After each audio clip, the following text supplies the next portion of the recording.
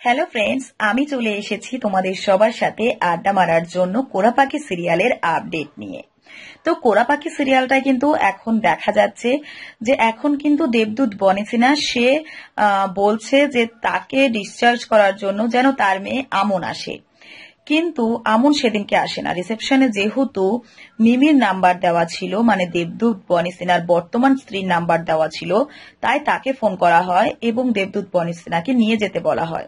কিন্তু সেটা শুনে দেবদূত বনেসিনা একদমই খুশি নয়, সে প্রচন্ড কষ্ট পাচ্ছে।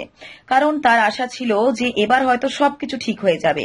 সে সত্যি কথা বলতে মৃত্যুর মুখোমুখি হয়ে মৃত্যুর দ্বার থেকে ফিরে আসার পর সে এখন আর কাউকে চায় না, শুধু তার নিজের মেয়ে এবং নিজের ভালোবাসা নিয়ে বাঁচতে চায়। যাদের জন্য সারাটা জীবন দেওয়ার পরও তারা ভুল বুঝে তাকে ছেড়ে চলে গেছে, তাদের সঙ্গ সে আর চায় না। সে এখন শুধু আমনকে কাছে পেতে চায়। আমন এবং সে থাকলেও চলবে, তার এমন একটা ব্যাপার যে শেষ সময়ে সে ভাবছে তার মেয়ে, তার যে রক্ত সম্পর্ক, তার কতটা মর্যাদা, সে সমস্ত কিছু বুঝতে পারছে। কিন্তু অন্যদিকে দেখা যাচ্ছে যে মিমি এবং মেধা তারা ঠিক করছে যে বনি যেহেতু অসুস্থ, তাই বনিকে সুস্থ করার দায়িত্ব তাদের। তারা সুস্থ করার পর সেখান থেকে তারা বনিকে ছেড়ে চলে যাবে। আর অন্যদিকে মৃণালিনী এবং আমন ঠিক করেছে তারা কোনোদিনও দেবদূত বনেসিনার কাছে ফিরে আসবে না। তাহলে দেবদূত বনেসিনার কি হবে? একটা দিকে তো মনে হচ্ছিল সে অসুস্থ হয়ে হয়তো সবকিছু ঠিক হয়ে যাবে, কিন্তু এখন দেখা যাচ্ছে যে না, যে যার সিদ্ধান্তে অটল রয়েছে। কিন্তু বিষয়টা হলো এখন কিন্তু মেধা একটু শয়তানি করলেও করতে পারে, মানে নর্মালি তো ও শয়তানি করেই যাচ্ছিল।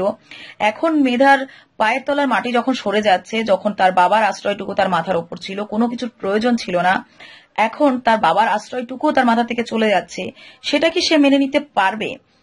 এদিকে দেখা যাচ্ছে যে এখন কিন্তু দেবদূত সিনহা যেহেতু অসুস্থ, হয়তো সে খবরের কাগজের দিকে ঠিকঠাক ভাবে নজর দিতে পারবে না, তার খবরের কাগজ এমনিতেই আগে থাকতে বসে যাচ্ছিল।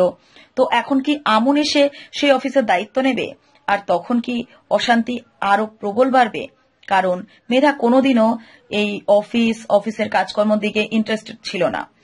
তাই সেক্ষেত্রে দেখা গেলে মেধা গিয়ে কোনো উপকারই করতে পারবে না দেবদূত বনেসিনার অফিসে।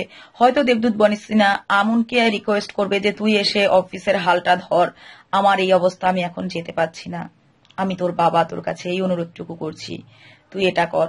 হয়তো এর মাধ্যমেই আমন যে তার মেয়ে, সেই সুখটা সে পেতে চায়।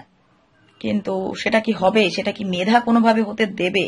এদিকে মিমি যে বলছে তাকে ছেড়ে চলে যাবে এবং মেধা রাজি হয়ে যাচ্ছে, সেটাও কি সত্যি, নাকি মিমির মনকে শান্ত করার জন্য মেধা শুধু হ্যাঁ বলল আর ভেতরে ভেতরে সে অন্য কোনো প্ল্যান করছে? দেখাই যাক।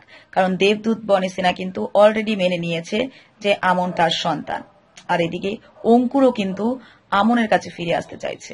তাহলে মেধা কি সবকিছু মেনে নেবে?